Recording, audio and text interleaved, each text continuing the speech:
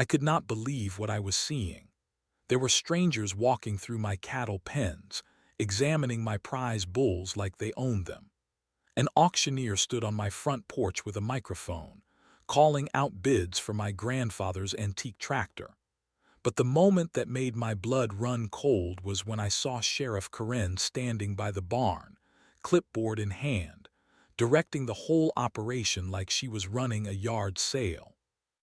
That was when I realized the woman I had trusted with my life had stolen everything I had ever worked for. For 37 years, I had called the Double Creek Ranch my home. My grandfather built this place with his bare hands back in 1952, and my father expanded it into one of the most successful cattle operations in the county.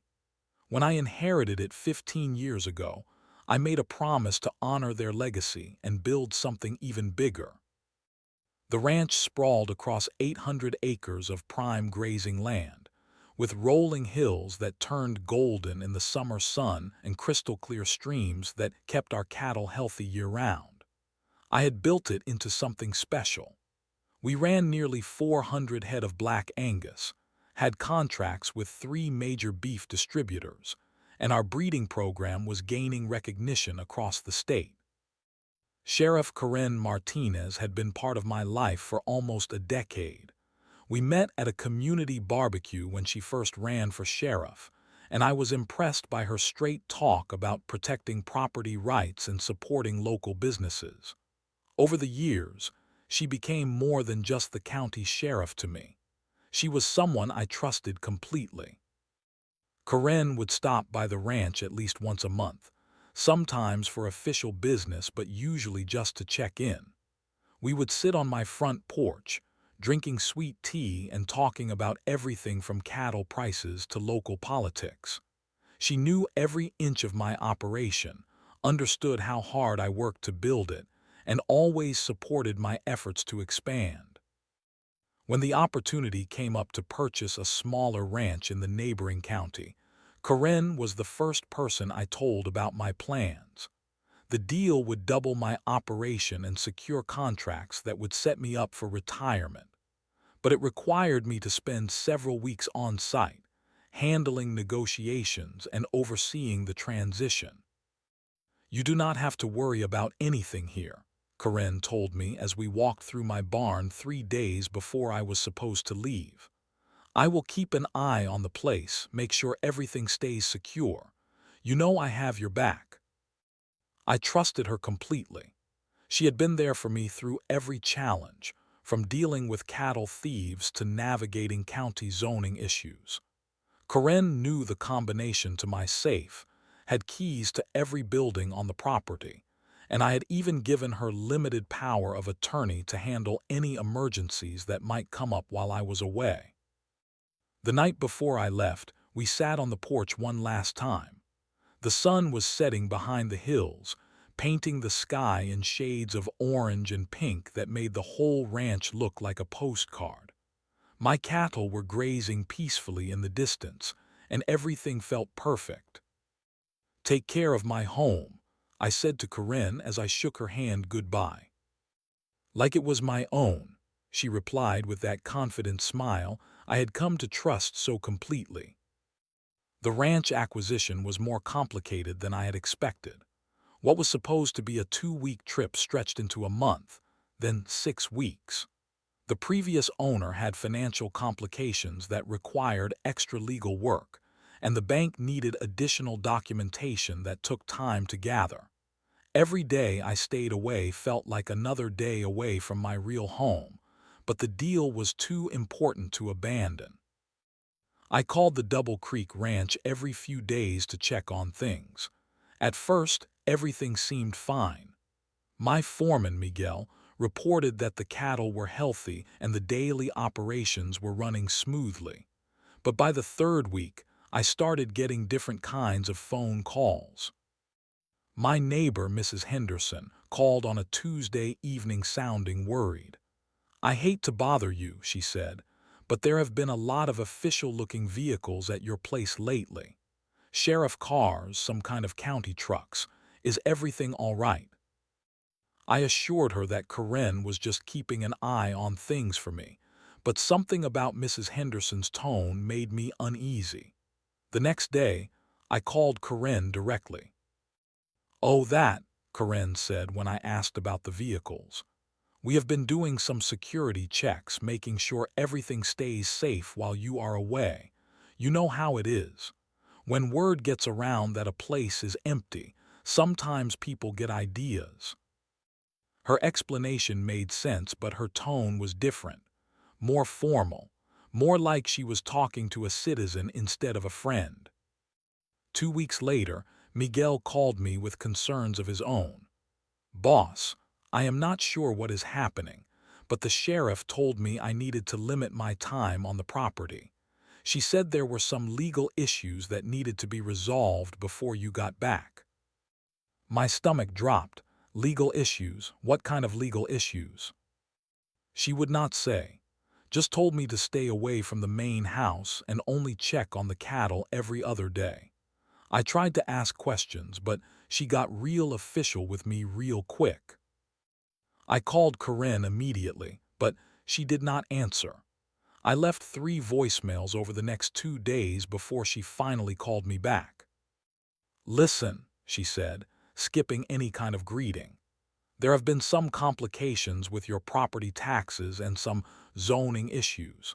Nothing major, but it needs to be handled through proper channels. The best thing you can do is finish your business there and get home as soon as possible." "What kind of complications?" "I pay my taxes every year, and my zoning has been the same for 15 years. "It is complicated," Corinne said. "I am handling it, but you need to let me handle it. Do not worry your neighbors or your employees about it. Everything will be sorted out when you get back." The phone call left me feeling sick to my stomach. Corinne had never spoken to me that way before, and the vague explanations did not make any sense. But I was stuck 800 miles away with a deal that was finally coming together. I decided to push through and finish the acquisition as quickly as possible. Over the next week, I stopped getting return calls from Corinne entirely. Mrs. Henderson called twice more to report strange activity, and Miguel told me he had been banned from the property altogether. By the time I finally signed the papers on the new ranch, I was in a full panic about what was happening at home. I packed my truck and started the long drive back to Double Creek Ranch with a growing sense that something was terribly wrong. But nothing could have prepared me for what I found when I got there. The drive home felt like the longest 14 hours of my life.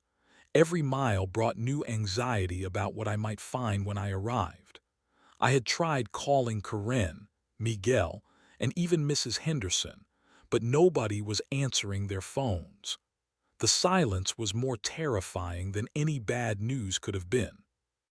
I decided to drive straight through without stopping overnight, fueled by coffee and a growing sense of dread. As I crossed the county line, everything looked normal. The familiar landscape of rolling hills and pastures should have felt comforting, but instead it felt ominous. Something was wrong in my bones, and I could not shake the feeling that my life was about to change forever.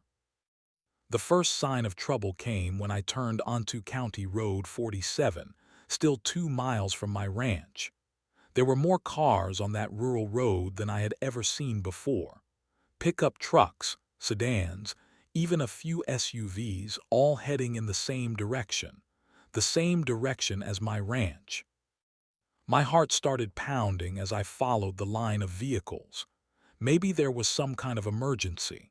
Maybe someone had been hurt and they were using my ranch as a staging area. But as I got closer, I could see that these were not emergency vehicles. They were regular people, families even, driving slowly like they were heading to some kind of event.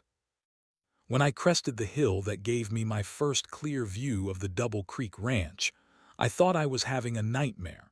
My property was swarming with people. There were cars parked all along my fence line, people walking through my pastures, and what looked like some kind of stage or platform set up in my front yard. I pulled over to the side of the road and grabbed my binoculars from the glove compartment. What I saw through those lenses made my blood run cold. There was a banner stretched across my front porch that read, "County Auction Today Only."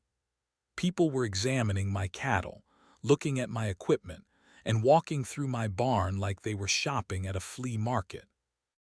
And there, right in the middle of it all, was Sheriff Karen Martinez. She was wearing her full uniform, clipboard in hand, directing people around my property like she owned the place. She was pointing toward my prize bull, a registered black Angus worth $20,000, while a group of men in cowboy hats took notes. I drove down the hill in a daze, my hands shaking as I gripped the steering wheel. This could not be real. This had to be some kind of mistake. Maybe Karen was protecting my property by organizing some kind of official inventory. Maybe there was a reasonable explanation for why hundreds of strangers were treating my ranch like their personal shopping mall.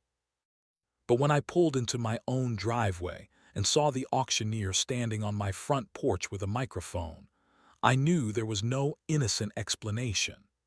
An elderly man with a white mustache was calling out bid prices for my grandfather's 1947 Ford tractor, while people raised their hands and shouted numbers. I parked my truck and stepped out into chaos. The sounds hit me like a physical blow. The auctioneer's voice echoing across my property, people chatting and laughing as they examined my life's work, the lowing of my cattle as strangers poked and prodded them. It was like watching vultures pick apart a carcass that was still alive. That was when Karen spotted me. The color drained from her face like she had seen a ghost. For a moment, we just stared at each other across my front yard. She looked terrified, but there was something else in her expression, something that looked almost like defiance. I walked toward her slowly, my legs feeling like they might give out at any moment. The closer I got, the more details I could see. Official county auction signs, bid sheets with my cattle's registration numbers, people discussing the square footage of my house. This was not some kind of protection or inventory. This was theft on a scale I could barely comprehend. "Karen," I said when I was close enough that she could hear me over the auctioneer's voice. "What the hell is going on here?" The moment Karen heard my voice, her expression shifted from shock to something that looked almost like panic mixed with determination. She straightened her shoulders and put on what I recognized as her official sheriff face, the one she used when she was trying to intimidate someone. "Sir, you need to step back," she said loudly enough that several people nearby turned to look at us. "This is an official county auction, and you are interfering with legal proceedings." I could not believe what I was hearing. Legal proceedings? "Karen, this is my ranch. This is my property. What are you talking about?" "Sir, I am going to need you to calm down and move away from the auction area," she said, her hand moving toward her radio. "This property has been seized by the county due to unpaid taxes and zoning violations. If you continue to interfere, I will have to place you under arrest." The people around us were starting to pay attention now. The auctioneer had stopped talking, and I could feel dozens of eyes watching our confrontation. Some of them looked confused, others seemed entertained by the drama. But nobody looked like they understood they were watching a woman try to steal my entire life. "Unpaid taxes," I said, my voice getting louder. "I have paid my property taxes every year for 15 years. I have the receipts in my truck right now. And what zoning violations? Nothing has changed with this property since my father owned it." Karen's face was getting red, but she doubled down on her lies. "Sir, you were notified of these issues weeks ago. The county sent multiple notices to your last known address. Your failure to respond resulted in this seizure action." My last known address. Karen, you know exactly where I have been. You have my cell phone number. You have been to this ranch 100 times. You know this is my home. That was when Karen made the move that showed me just how desperate she had become. She pulled out her radio and spoke into it clearly, making sure everyone around us could hear. Dispatch, this is Sheriff Martinez. I need backup at the county auction site on Creek Road. We have an individual here claiming to own property that has been legally seized, and he is becoming aggressive and threatening the safety of county personnel and auction participants. The crowd around us was getting bigger now. People were pulling out their phones to record the confrontation. Some of them were whispering to each other, and I could hear fragments of their conversations. Is that the guy who owns this place? I thought this was a legal auction. Why would they auction someone's property if they were just out of town? But Karen was not backing down. If anything, she was getting more aggressive. Sir, I am placing you under arrest for interfering with official county business and threatening a law enforcement officer. You have the right to remain silent. That was when something inside me snapped. Not anger exactly, but a cold, clear determination. I pulled out my phone and started recording. My name is James Morrison, I said, speaking clearly toward my phone's camera. This is my ranch, the Double Creek Ranch that I have owned for 15 years. I have been out of state on business, and I came home to find Sheriff Karen Martinez auctioning off my property without my knowledge or consent. I have never received any notices about taxes or zoning violations because I do not owe any back taxes and there are no zoning violations. Karen tried to grab my phone, but I stepped back. Everything I am saying can be verified. My property tax records are public. My zoning permits are on file with the county. And Sheriff Martinez has my phone number, my email address, and has been in regular contact with me while I was away. By now, the auctioneer had completely stopped, and most of the crowd was focused on our confrontation instead of the auction items.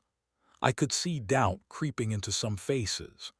A few people were putting their bid sheets down and backing away from the cattle they had been examining. Karen's radio crackled and a voice came through.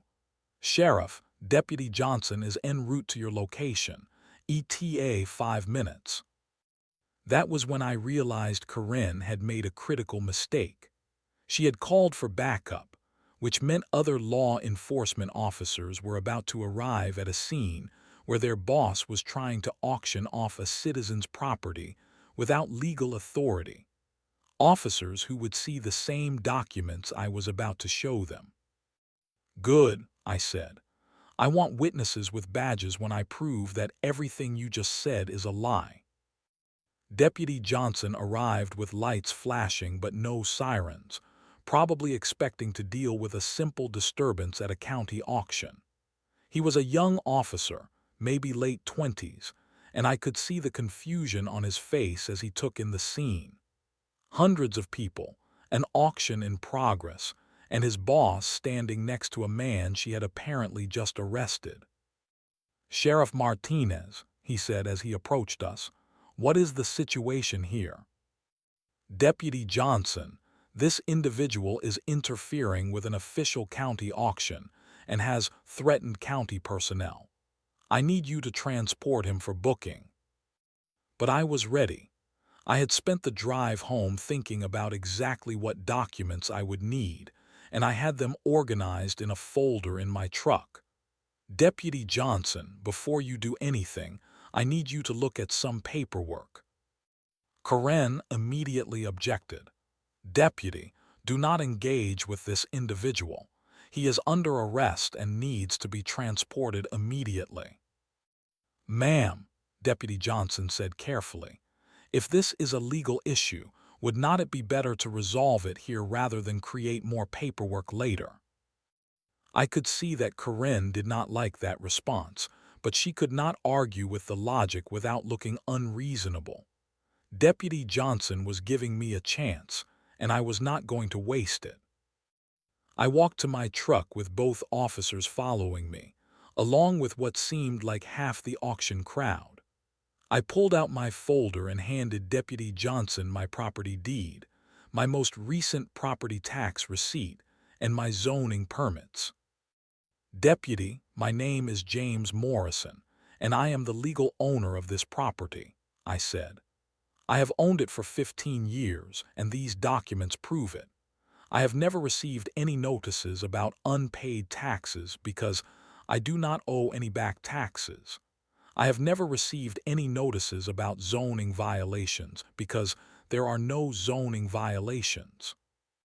Deputy Johnson examined the documents carefully. I watched his face as he read through them, and I could see the exact moment when he realized something was very wrong.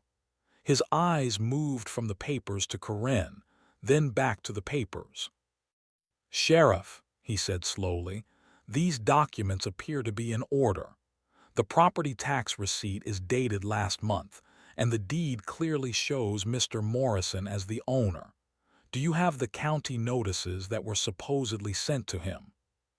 Karen's face was getting redder by the minute. "Deputy, those documents are at the office. This man is under arrest, and I do not appreciate you questioning my authority." "Ma'am, I am not questioning your authority. But if there is documentation that contradicts these papers, should we not get it before we proceed?" That was when I played my strongest card. I pulled out my phone and showed Deputy Johnson my recent call log. "Deputy, Sheriff Martinez has my phone number. She has called me dozens of times over the past 2 months. She knew exactly where I was and how to reach me. If the county needed to notify me of anything, she could have called me directly." Deputy Johnson looked at the call log, then looked at Karen. "Sheriff, is this your number?" Karen was trapped, and I could see her calculating whether to keep lying or try a different approach. "Deputy, this is not the time or place for this discussion. We have an auction to complete and an arrest to process." But Deputy Johnson was not backing down. "Ma'am, with respect, if Mr. Morrison can prove he is the legal owner of this property, then we need to stop this auction immediately. If we continue and it turns out he is right, the county could be liable for significant damages." The crowd around us was growing bigger and more interested. People were pulling out their phones to record the exchange, and I could hear whispered conversations as the reality of the situation started to sink in. Is this guy really the owner? How can they auction someone's property without telling them? Something does not seem right about this. That was when Karen made her biggest mistake yet. Instead of trying to de-escalate or find a way out of the situation, she doubled down on her authority. "Deputy Johnson, I am ordering you to arrest this man immediately. He is interfering with official county business, and I will not tolerate any more delays." Deputy Johnson looked uncomfortable. "Sheriff, I understand your position, but if there is a question about the legality of this auction, should we not contact the county attorney before we proceed?" "There is no question about the legality," Karen snapped.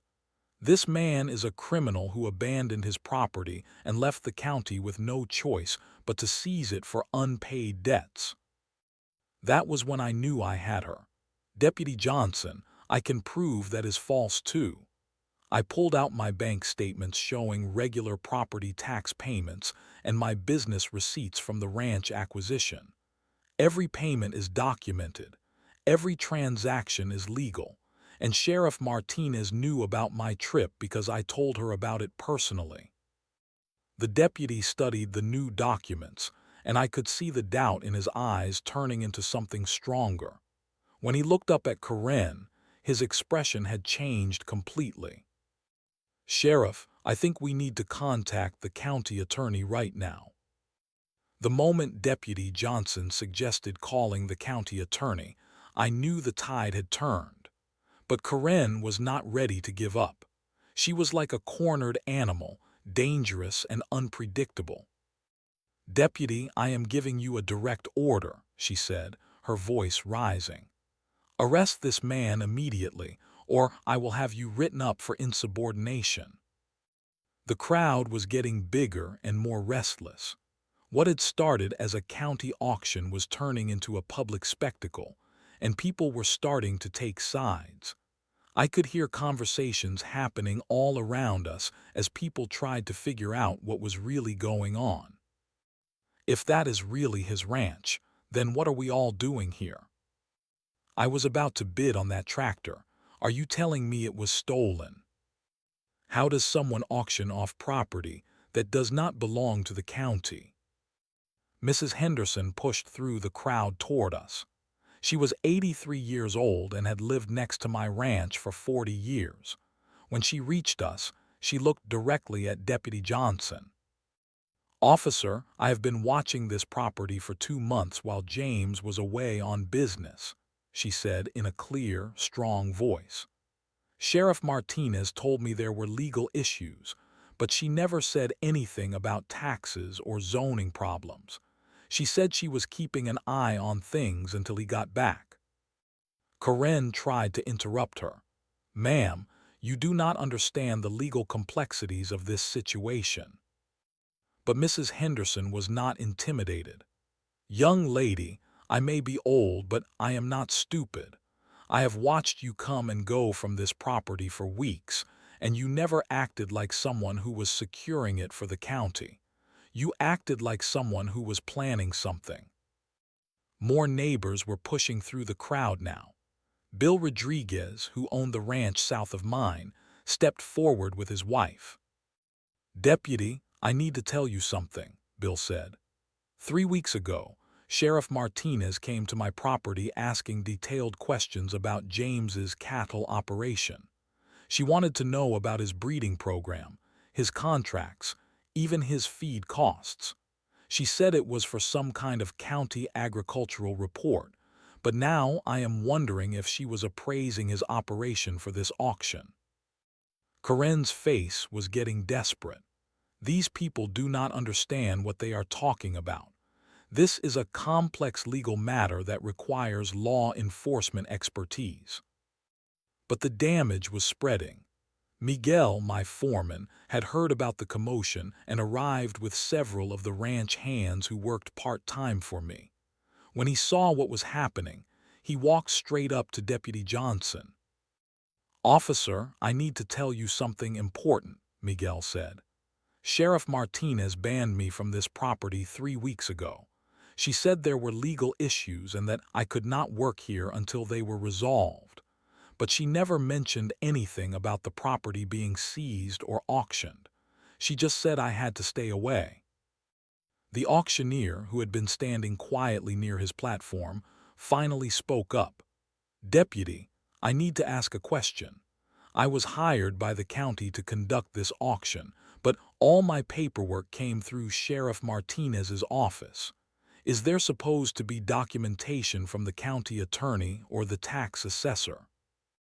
Deputy Johnson looked overwhelmed. He was a young officer trying to handle a situation that was spiraling out of control, with his boss giving him orders that increasingly looked illegal, and a crowd of witnesses providing testimony that contradicted everything she was saying.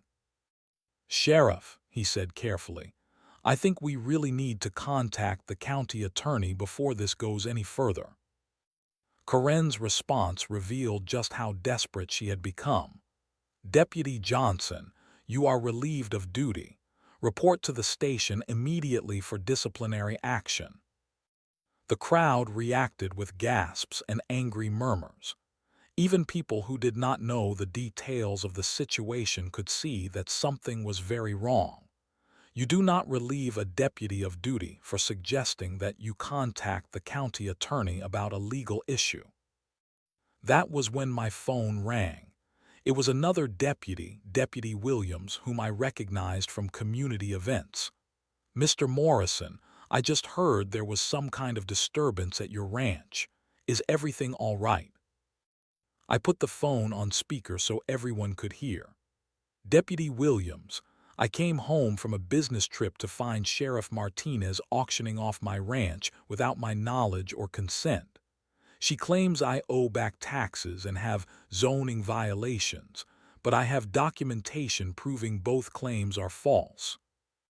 "Sir, that does not sound right. County seizures require multiple notices and court orders. Was this auction approved by Judge Henderson?" Karen tried to grab my phone, but I stepped away from her.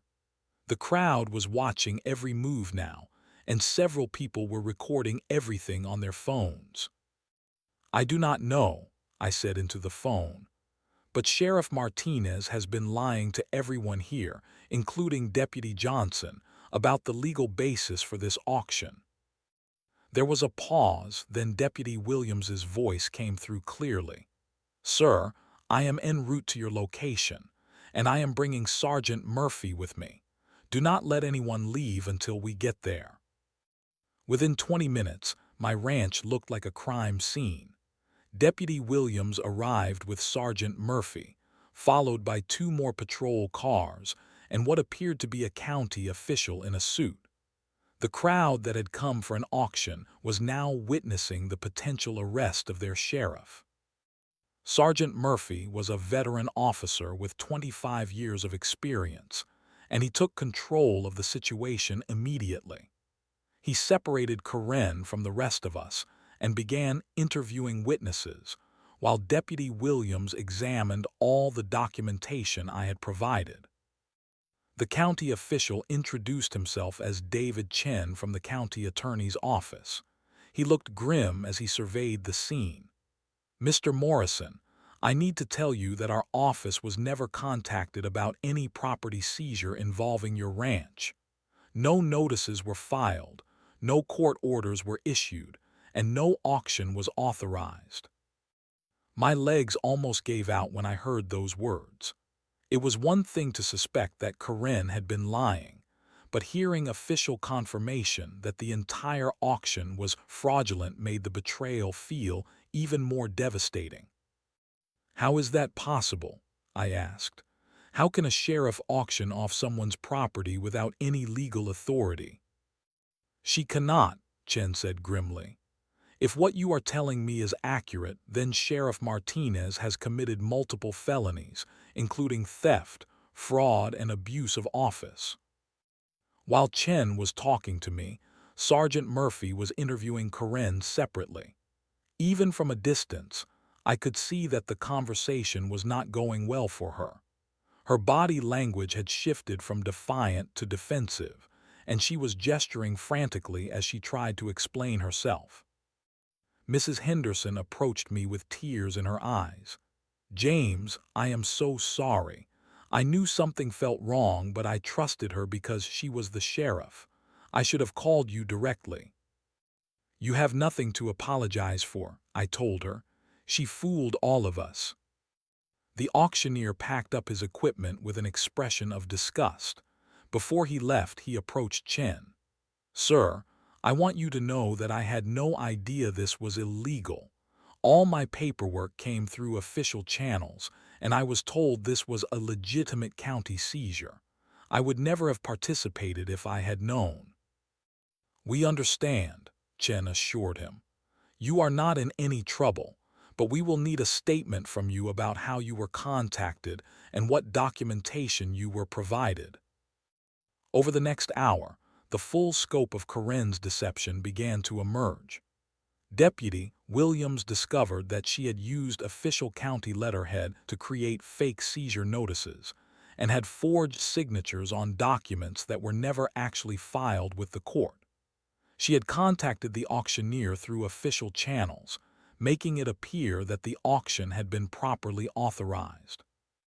But the most shocking revelation came when Chen received a call from the county tax assessor.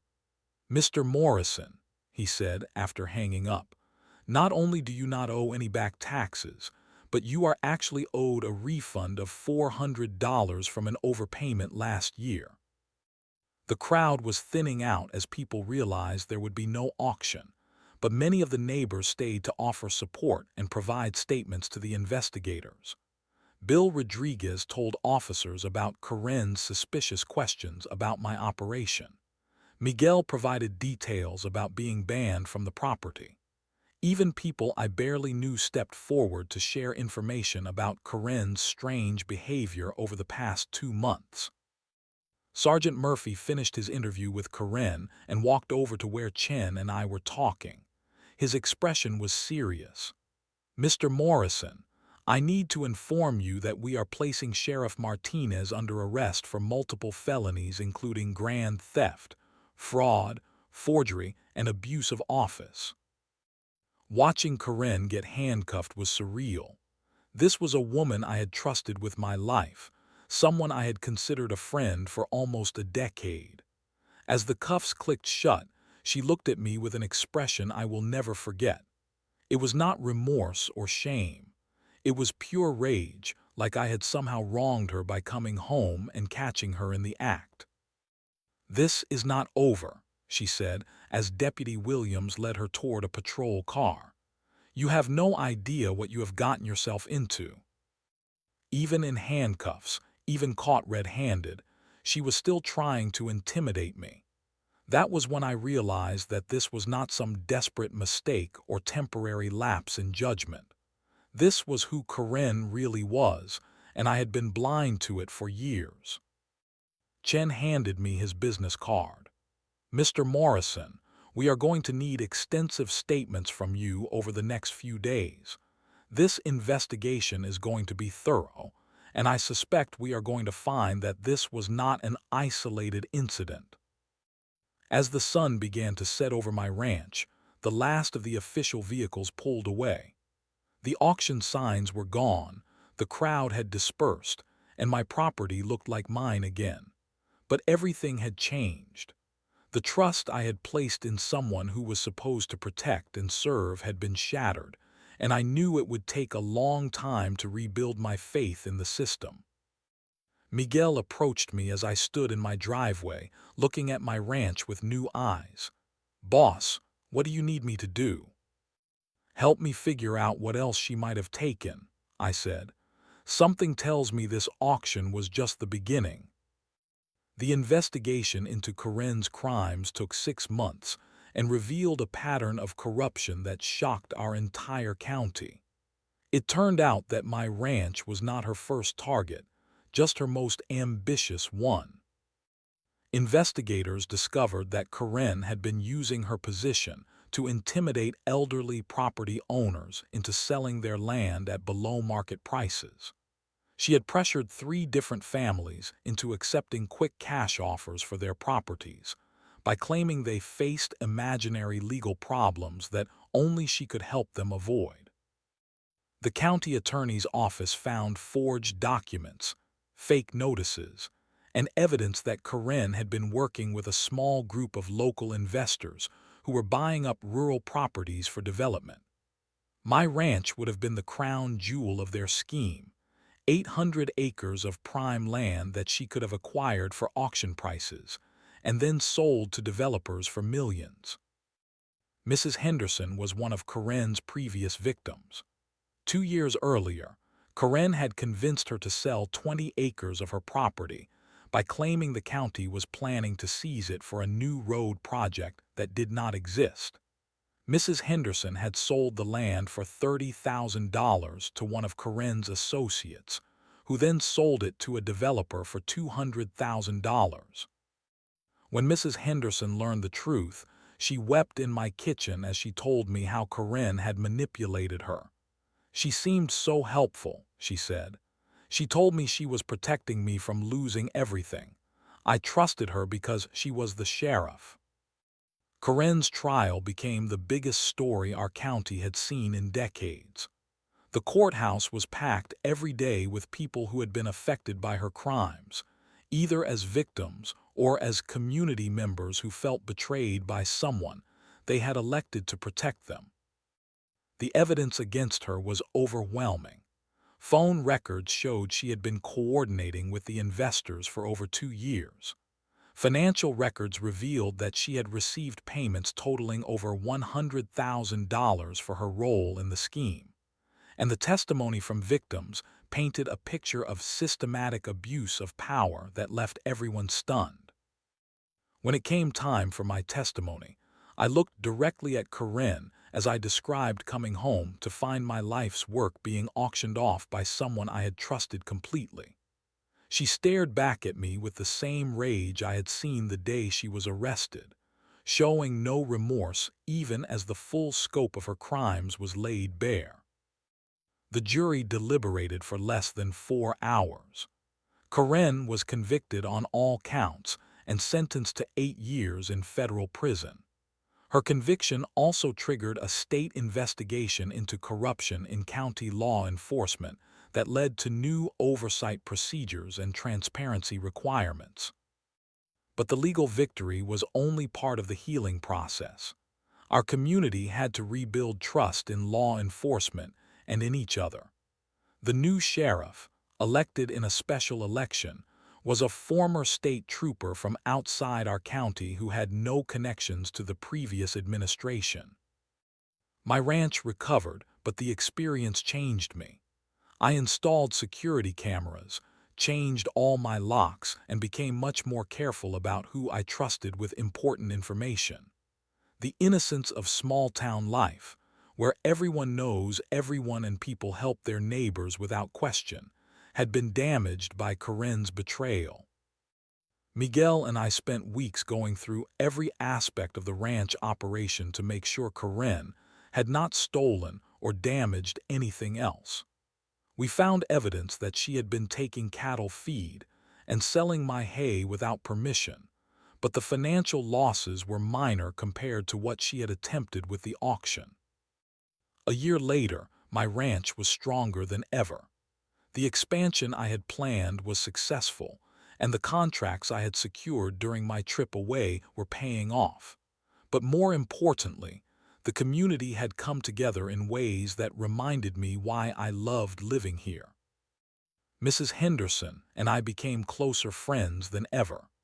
Bill Rodriguez and I started coordinating our operations more closely. Even people I barely knew before the incident would stop by to check on me and offer help with various projects. Karen's crimes had shaken our faith in the system, but they had also shown us the importance of looking out for each other. Trust, once broken, is hard to rebuild. But when a community comes together to rebuild it, the result can be stronger than what existed before. Every morning when I sit on my front porch with my coffee, watching the sun rise over land that my grandfather built and that I almost lost, I am reminded that justice is not just about punishment. It is about healing, rebuilding, and making sure that what happened to me never happens to anyone else.